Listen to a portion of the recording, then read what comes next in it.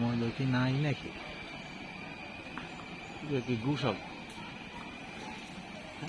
বলতে পারি না কত কি না ভালো বলতে ঈদের চারটা ফিতে যায় চারটা হইতে মোমের সোজা কাটতেছে।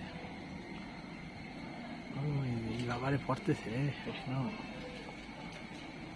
টপ করে পড়তেছে, তামিশ জিনিস পড়ে যেতেছে।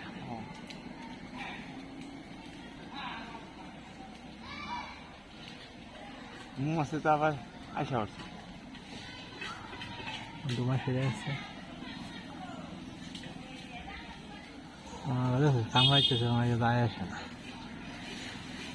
তাই তো কামড়ায় বললাম না এগো শরীর হয়ে গেছিল 20। আয় হায় আধা কেজি পড়ে গেল।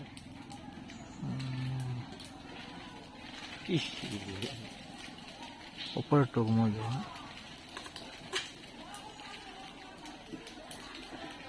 বৃষ্টির বালতিটা বড় আনলে ভালো হয়েছে রে। বৃষ্টির মতো মতো পড়তেছে ভাই। এই নিচে এতখানি দেখি ওটা হলো ওনার মৌসাকের বাসা, ওইটা মতো না। উপরে টুকি মজু, নিচে ঢুকলেও ওরা ভিতরে থাকে বা ওইখানে পায়খানা করে, এরকম আর কি, ময়লা পড়বে না।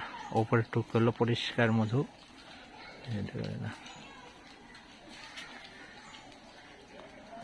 আমার কিন্তু এখন খাইছে আমার কি